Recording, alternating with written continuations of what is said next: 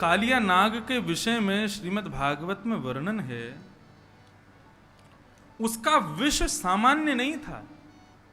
कालिया नाग का विष साधारण नहीं था। ऐसा कहते हैं कि कालिया नाग जिस क्षेत्र में रहता था तो करीब 200 गज यमुना जी का क्षेत्रफल कालिया नाग ने अपने विष से विषैला किया हुआ था।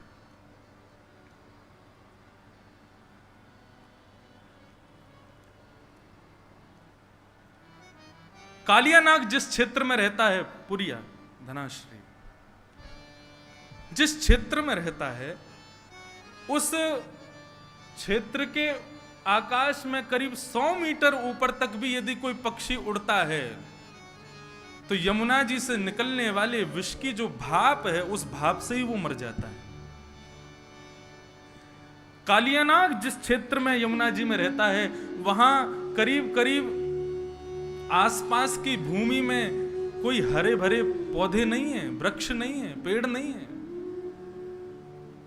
यहां तक कि ऐसा वर्णन है कि कोई तीर पर यदि उस जो कालीदह है, आज कालिया का घाट है, उसको कालिया कृष्ण घाट कहा जाता है, वहां यदि कोई भ्रमण भी करता था तो यमुना से निकलने वाले विष की सुगंधी मात्र से उसका वो मूर्छित हो जाता था।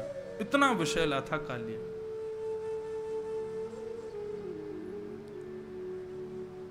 भगवान को 2-4 बार खबर मिली कि कुछ गाय यमुना का जल पीने के लिए जाती हैं और वहां यमुना जल पीते ही मूर्छित हो जाती हैं। बंधुओं, यमुना कौन है? यमुना साक्षात भक्ति है। और कालिया कौन है? कालिया ही अहंकार है।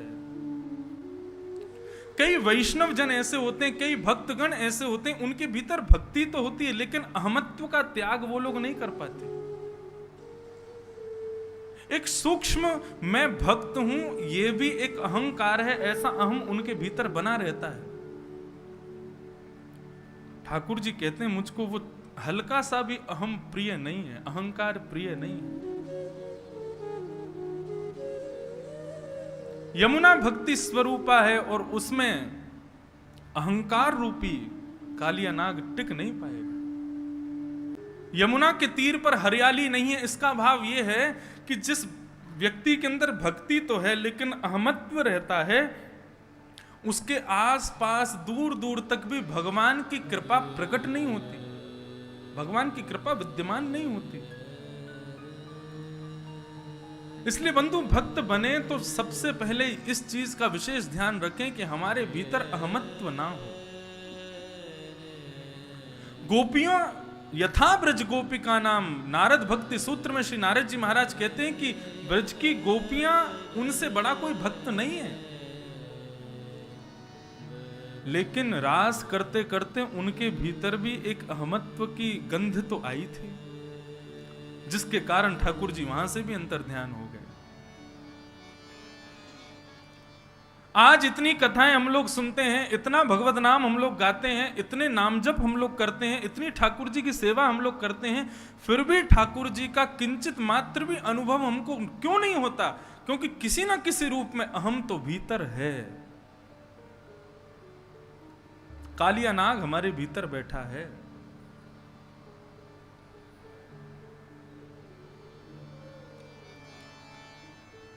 उसको दूर करो।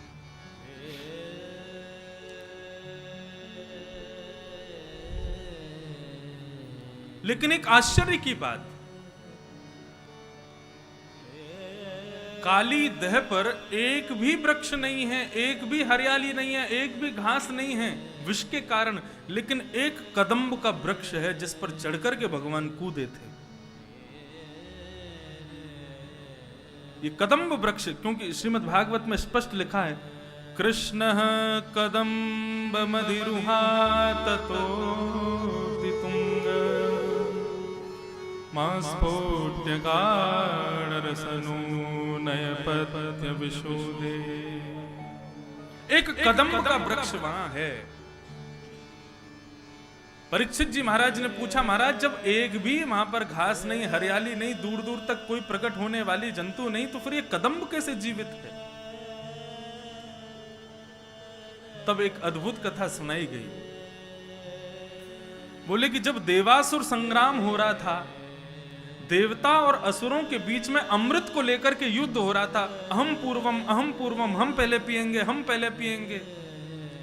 उस समय भगवान ने विचार किया, ये तो बहुत युद्ध हो रहा है, इनको संभालने के लिए, इनको रोकने के लिए कोई स्त्री का प्रकट होना बहुत जरूरी है। और उस समय विष्णु भगवान ने, नारायण ने विचार किया कि मैं मोहिनी रूप धारण करूं। तब भगवान ने गरुण जी को आदेश किया, बोले गरुण मुझे थोड़ा समय लगेगा, मैं मोहिनी रूप धारण करके आ रहा हूं, तब तक इस पूरे युद्ध को तुम संभालो, अमृत कलश का तुम रक्षा करो।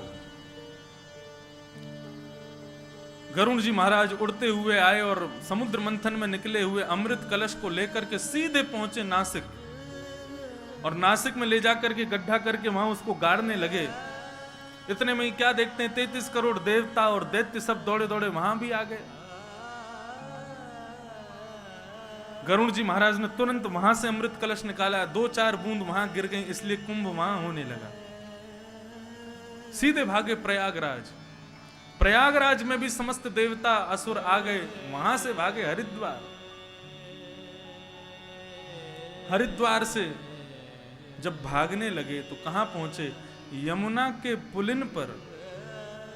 चाहते तो थे वृंदावन में विराजे, लेकिन देवता और असुर इतनी द्रुत गति से पीछा कर रहे थे कि थोड़ी देर बैठने का ही अवसर मिला। कहां बैठे? बोले यमुना के पुलिन पर विराजमान एक कदम्ब के वृक्ष पर बैठे, कलश को लेकर के। इसलिए वृंदावन में कुंभ नहीं लगता। कुंभ से पूर्व, हरिद्वार कुंभ से पूर्व केवल बैठक होती है। क्यों? क्योंकि अमृत कलश को लेकर के गरुण जी यहां बैठे थे, और उस समय अमृत कलश से कुछ बिंदु छिड़क करके उस कदम्ब ने अपने भीतर धारण कर लिए थे, जिसकी वजह से कालिया नाग के आगमन पर सब कुछ वहां से जा चुका था, लेकिन कदम्ब वृक्ष तब भी विद्यमान था, जिस पर चढ़कर के भगवान कूदे थे यमुना जी।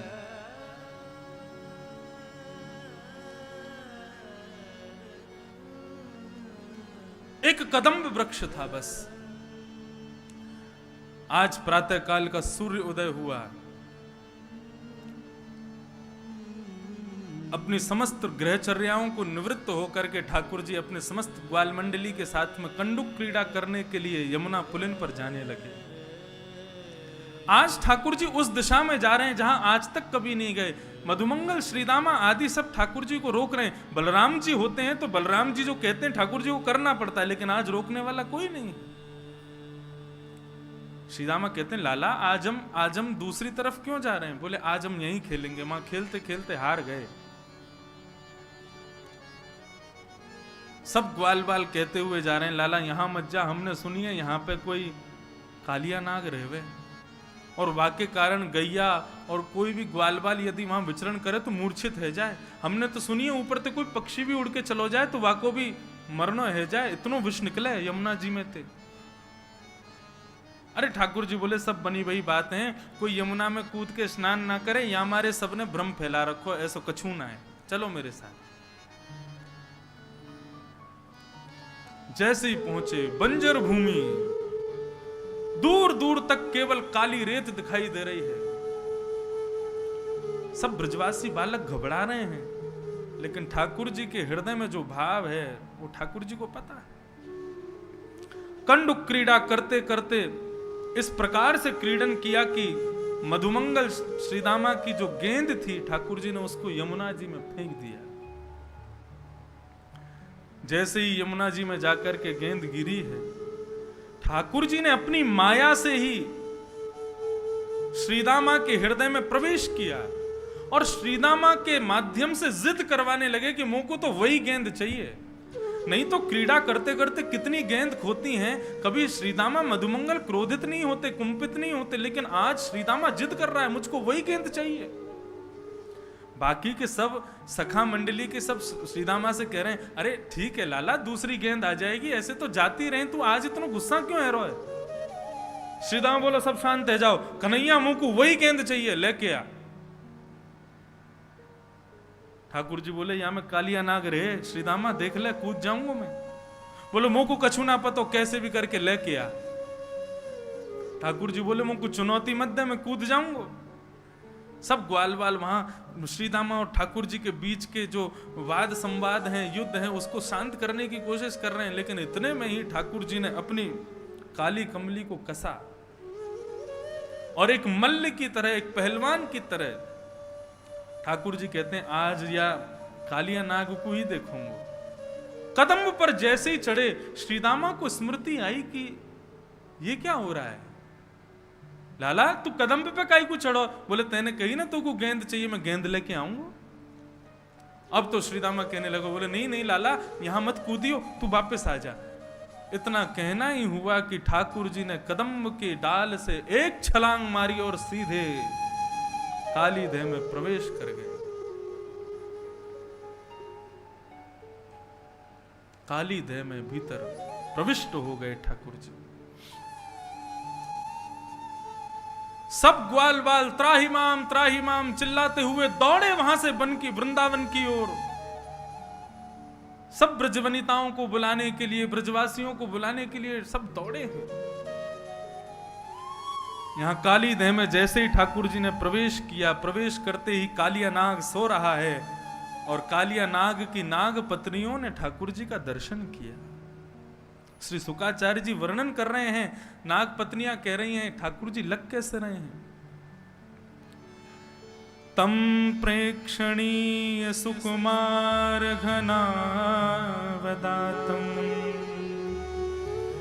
श्रीवत्स पीत वसनम स्मित सुंदराश्यम क्रीडन्तम प्रतिभयं कमलोदरांग्री संदर्श मम शुश्रूष भुजाय चाद्या। नाग पत्नियों ने ठाकुर जी का दर्शन किया। कैसे लग रहे हैं ठाकुर जी? प्रेक्षणीय, ये शब्द सुनने योग्य। तम प्रेक्षणीय, प्रेक्षणीय का मतलब क्या है? एक तो होता है कि किसी को देख करके आपको अच्छा लगा, लेकिन थोड़ी देर अच्छा लगा फिर आप चले गए। लेकिन एक होता है किसी की रूप माधुरी को देख करके आप उस रूप माधुरी पर इतने आसक्त हो गए कि उससे नजर हटा ही नहीं पा रहे हो।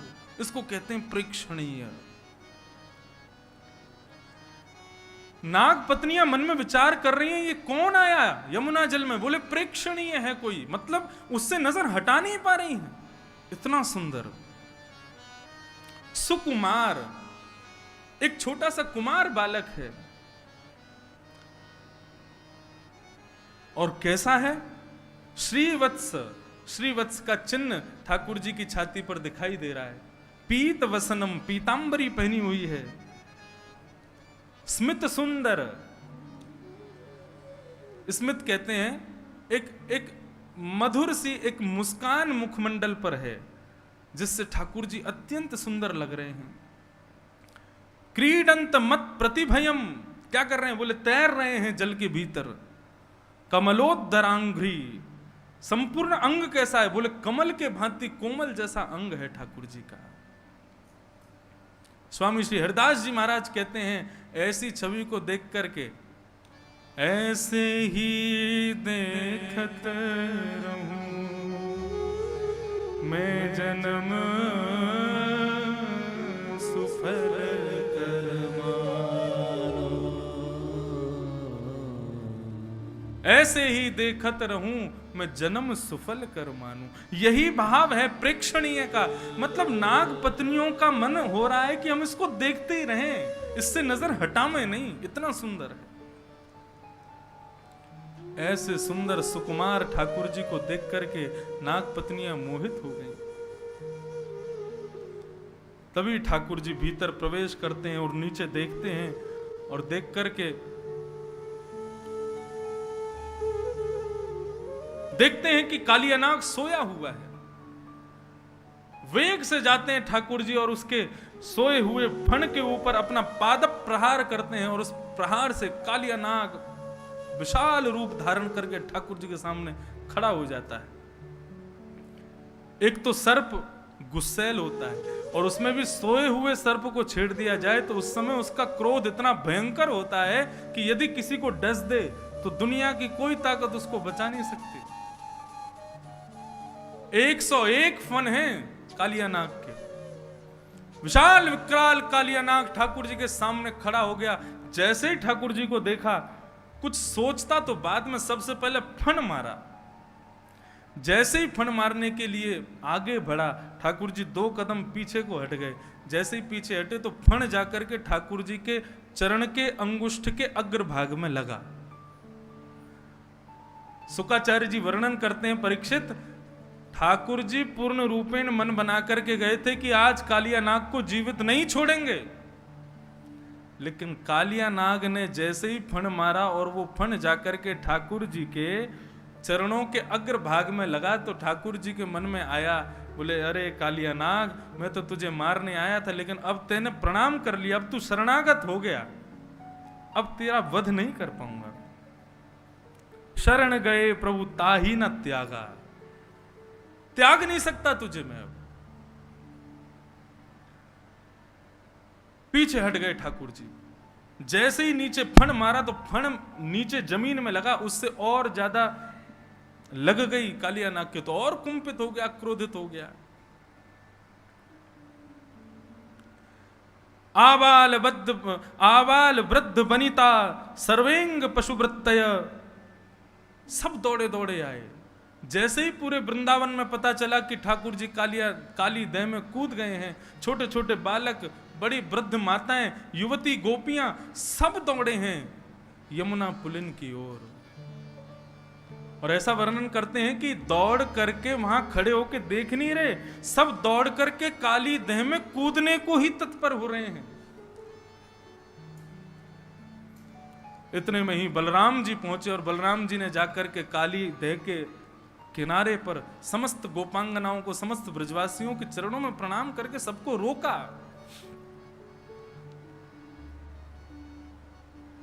कि कृष्ण प्राणान निर्विशस्तो नंदादीन विक्षय तम हृदम। बलराम जी समझा रहे हैं, बोले आपको कृष्ण पर विश्वास नहीं है। इतने बड़े बड़े राक्षस आए लेकिन हमारे कन्हैया का बाल बांका किसी ने किया? अरे भूल गए क्या गर्गाचार्य जी कह के गए थे, नारायण समो गुणई ही, नारायण के समान गुण वाला है हमारा कन्हैया, थोड़ी देर प्रतीक्षा करो, हमारो कन्हैया भार न करके आवेगो। यहां कालिया नाग ने अपने संपूर्ण अंग को ठाकुर जी के चारों तरफ लपेट लिया और लपेट करके ऊपर फण लेकर के ठाकुर जी के ऊपर देख रहा है ठाकुर जी को। जैसे ही कालिया नाग ने अपने फण उठा करके ठाकुर जी की ओर अपने फण को झुकाया और जैसे ही डसने को आगे बढ़ने लगा, बलराम जी ने ऊपर से ही ठाकुर जी को देखा। बोले कन्हैया इतनी प्रतीक्षा किस बात की कर रहे हो? अरे इस काली नाग को मजा क्यों नहीं चखा देते? जब बलराम जी ने ये आश्वासन दे दिया कि हमको कोई दिक्कत नहीं है, तुम कर लो जो करना है, ठाकुर जी ने तुरंत अपना वेग से शरीर फुलाना शुरू किया। कालिया नाग की नस नस ढीली हो गई। कालिया नाग को लगा यदि अभी मैंने इस बालक को नहीं छोड़ा तो पूरा शरीर फट जाएगा मेरा। तुरंत अपने शरीर को ढीला कर दिया कालिया नाग ने। 101 फण हैं उसके, अपने प्रत्येक फण से जीव को बाहर निकालता है ठाकुर जी का। ठाकुर जी को दसने के लिए ठाकुर जी ने उसकी जितनी जीव बाहर आ रही थी समस्त जिह्वाओं को एक साथ पकड़ा और पकड़ करके जिस प्रकार रथ हाँकता है कोई घोड़ों के पीछे खड़ा होकर, ठाकुर जी ऐसे ही समस्त जीवों को पकड़ करके कालिया नाग के मस्तिष्क पर चढ़ गए, खींच लिया जोर से। ये सर्वांगीण भाव है श्रीमद् भागवत में। जो जो एक एक बात लिखी है सब यहां पर बताई जा रही है। जैसे ही ठाकुर जी ने जीव को खींचा, कालिया नाग अपनी अन्य मुखों से जीभ निकाल करके ठाकुर जी को डसने लगा। ठाकुर जी बोले ऐसे ना मानेगो, या को मजा चकाने ही पड़ेगो। जिस जिस मुख से अपना फण बाहर निकालता है उस फण पर ठाकुर जी अपनी एड़ी दबाते हैं, चरण नहीं रखते हैं, अपने चरण के पिछले भाग से उसके मस्तिष्क को रोंदते हैं। अब 101 फण वाला कालिया नाग कभी पहली जीव को निकाले, कभी 10वीं जीव को निकाले, कभी 80वीं जीव को निकाले। जिस जिस जीव को कालिया नाग निकाले ठाकुर जी उतनी द्रुत गति से उसके मस्तिष्क पर प्रहार करते हैं। करते करते इतनी तीव्र गति से, इतनी द्रुत गति से ठाकुर जी वहां पर कूदने लगे कि आकाश में दर्शन कर रहे समस्त देवताओं को लगने लगा कि ठाकुर जी कहीं तांडव नृत्य तो नहीं कर रहे। समस्त देवता बोले अरे मृदंग लाओ, गाजे बाजे लाओ, भैया राग रागनी गाओ, हमारे श्याम सुंदर आज नृत्य कर रहे हैं। यहां बेचारो कालिया नाग मरो जा रहे है और आकाश में सबको लग रही है कि ठाकुर जी नृत्य कर रहे हैं।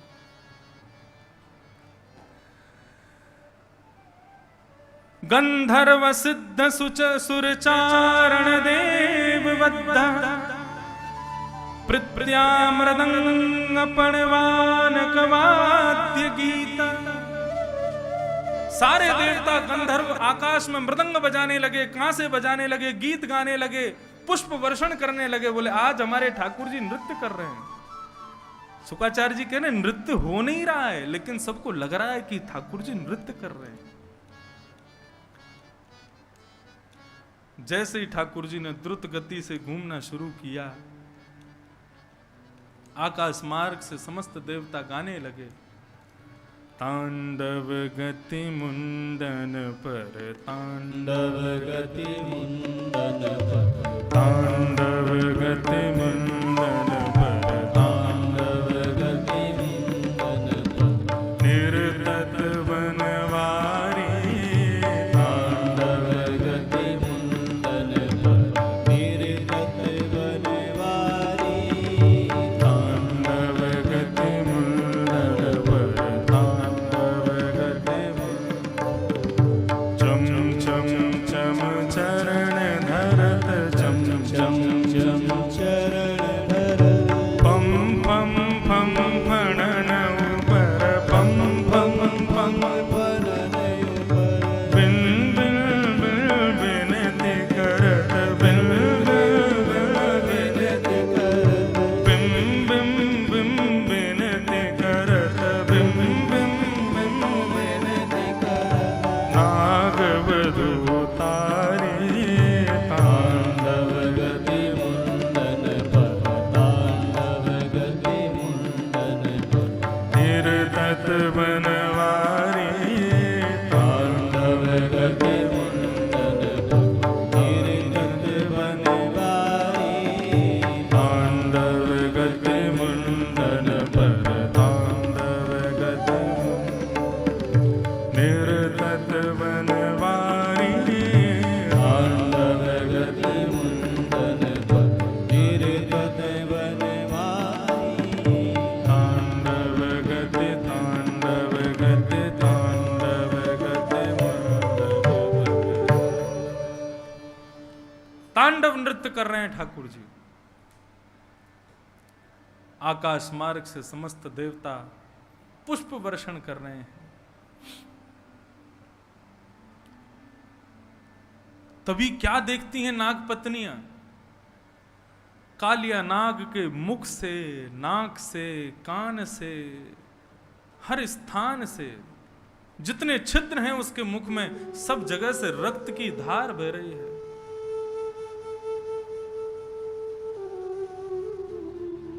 नाग पत्नियों ने सोचा कि यदि अब ठाकुर जी से प्रार्थना नहीं की तो हमारे पतिदेव मारे जाएंगे, मर जाएंगे। तब यहां पर इतना सुंदर भाव कहते हैं शुक्राचार्य जी कि परीक्षित नाग पत्नियों ने सीधे जाकर के ठाकुर जी की स्तुति नहीं गाई। नाग पत्नियां काली नाग के बच्चों को लेकर के आई और बच्चों को आगे करते हुए, मतलब ठाकुर जी के सामने उनको थोड़ी दया आ जाए, उन बच्चों को आगे करते हुए फिर नाग पत्नियां हाथ जोड़ करके खड़ी और उन बालकों को दिखा करके फिर स्तुति गाती हैं ठाकुर जी की। कितनी सुंदर मधुरतम स्तुति गाई है नाग पत्नियों ने, सावधानी से सुनिएगा। न्यायो हि दण्डः कृत किल विशेष त्वावतार खल निग्रहाय रिपो सुतामपि तुल्य दृष्टे धत्सेदमं फलमेवानुशंसन्।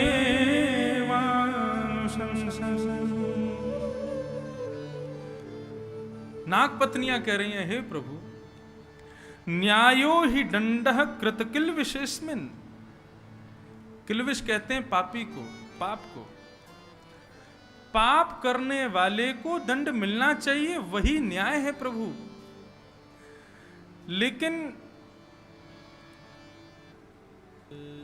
आपका अवतार भी इसी के लिए हुआ है, खलों को इस प्रकार से सुधारने के लिए ही आपका अवतार हुआ है। बल्कि आपका स्वभाव तो कैसा है, बोले रिपोह सुतान अपपि, बोले आप अपने दुश्मन में और अपने पुत्र में भी भेद नहीं करेंगे यदि वो गलत हो तो। हम जानते हैं प्रभु आपका स्वभाव मंगलमय है, निर्मल है, लेकिन हम तो ऐसा समझती हैं कि हमारा पति पापी नहीं है, इसने पाप नहीं किया है। तो बोले क्या है, बोले धत से दमम अनुग्रहोयम भवतः कृतो ही नो। हमारा पति पापी होता तो आप दंड देते, लेकिन आप दंड नहीं दे रहे हैं, आप तो हमारे पति के ऊपर, कालिया नाग के ऊपर कृपा कर रहे हैं। अपने चरणार विंदों को उसके प्रत्येक मस्तिष्क पर रख करके आप कृपा कर रहे हैं। भगवान बोले आपको इसमें कृपा का दर्शन कहां से हो रहा है, इसमें मेरी कृपा कहां दिख रही है, मैंने क्या दुर्गति कर दी कालिया नाग की और आप कह रहे हो मैं कृपा कर रहा हूं। तब गोपियां कितनी अच्छी बात कहती हैं, ननाकपृष्ठं न च सार्वभौमं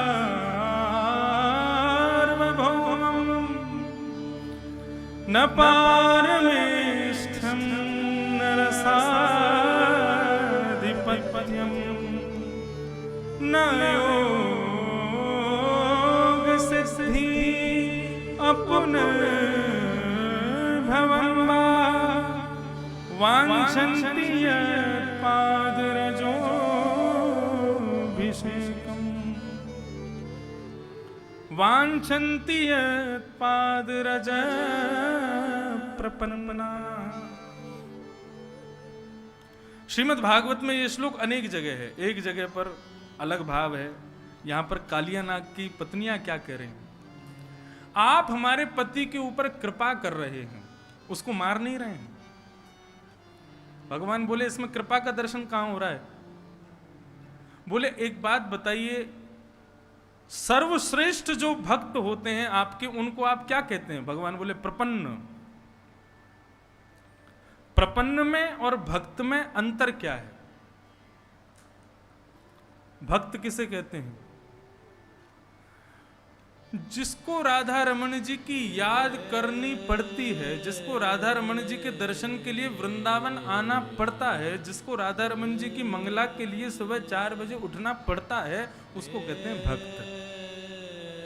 मतलब जो ठाकुर जी को याद करने की कोशिश करे उसको कहते हैं भक्त, लेकिन जो याद में ही पड़ा रहे उसको कहते हैं प्रपन्न।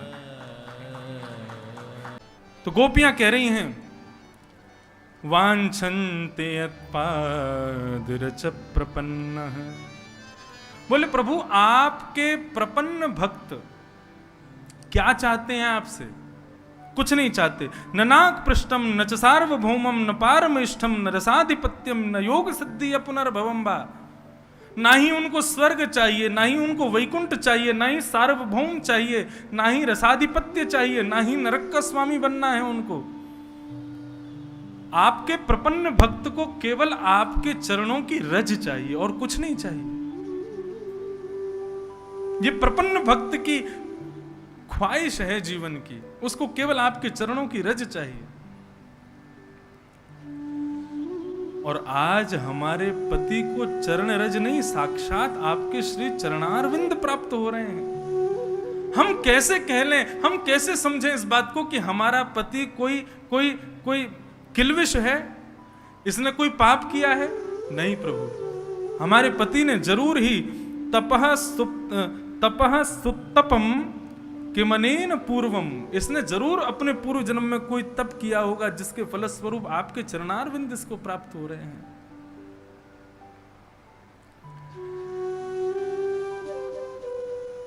तवांग्रि रेणु स्पर्शराधिकार, हमारे पति को आज आपके चरण स्पर्श, चरण रेणु स्पर्श का अधिकार प्राप्त हुआ।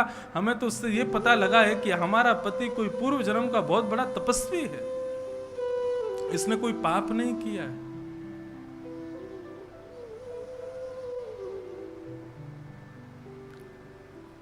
एक रसिक जन कह रहे थे, कालिया नाग ने इशारे में कहा होगा अपनी पत्नियों से, तो हाँ ठाकुर जी थोड़ा बहुत जो कृपा मुझे दे रहे हो इनको और दे दो, ये बहुत कह रही है मेरे पे कृपा दृष्टि हो रही है, एक एक फण से रक्त निकल रहा है, ऐसी मेरी दुर्गति हो गई। और ये कह रही है कि आपने बहुत कृपा की हमारे पति के ऊपर। पत्नियां कहने लगी चुपचाप खड़े रहो, हम बचा के ले जा रही हैं तुमको यहां से। लेकिन ठाकुर जी ने मना कर दिया, बोले मैं नहीं उतरूंगा नीचे, आज इसको जीवित नहीं छोड़ूंगा।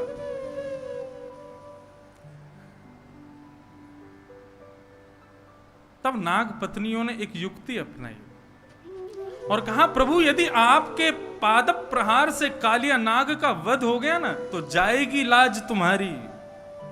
कालिया नाग का कुछ नहीं बिगड़ेगा, आपका बिगड़ जाएगा। भगवान बोले मेरा कैसे बिगड़ेगा? बोले पति प्राण प्रदीयताम, हमारे पति को आप छोड़ दीजिए। क्यों? बोले यदि हमारे पति के प्राण निकल गए और कल को किसी ने पूछा, बोले भैया वो आदमी कैसे मर गया था? बोले उसके सिर पर काम मंडरा रहा था। वो कैसे मर गया? बोले उसके सिर पर काल मंडरा रहा था। वो कैसे मर गया? उसके सिर पर लोभ मंडरा रहा था। कोई पूछेगा कालिया नाग कैसे मर गया? बोले कृष्ण मंडरा रहे थे उसके सिर पर। आपकी लाज चली जाएगी यदि हमारा पति मर गया तो। तत्क्षण ठाकुर जी नीचे कूद गए। बोले नहीं, फिर तो हम कालिया नाग को छोड़ देंगे। कालिया नाग के फण से नीचे उतर गए ठाकुर जी और नीचे उतर करके खड़े हो गए। कालिया नाग की हालत खराब हो गई।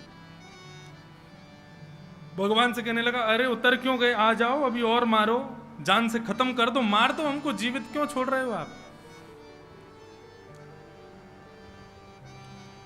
कालिया नाग कहता है, स्वभावो दिस्मजो नाथ लोकानां यद सद्गृह। हमारा स्वभाव जो इतना दुस्त्यज बनाया वो किसने बनाया? भगवान बोले मैंने बनाया। पूरी सृष्टि की रचना आप करते हैं, प्रत्येक मानव को आप बनाते हैं, प्रत्येक जीव को आप बनाते हैं।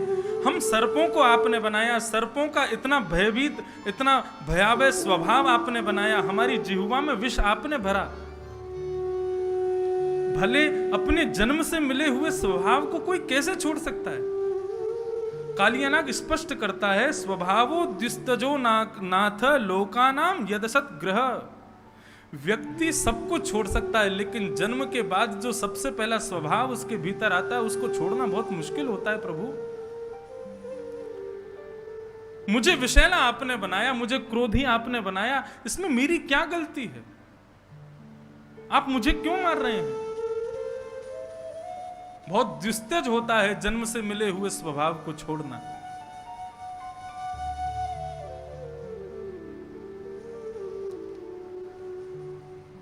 सर्पों को आपने बनाया, क्रोध आपने बनाया, विष आपने बनाया। यदि मेरी जिह्वा में अमृत भर देते तो मैं पूरी यमुना को अमृतमय बना देता, लेकिन आपने विष भरा है तो विष ही तो छोड़ूंगा। मेरी क्या गलती है उसमें?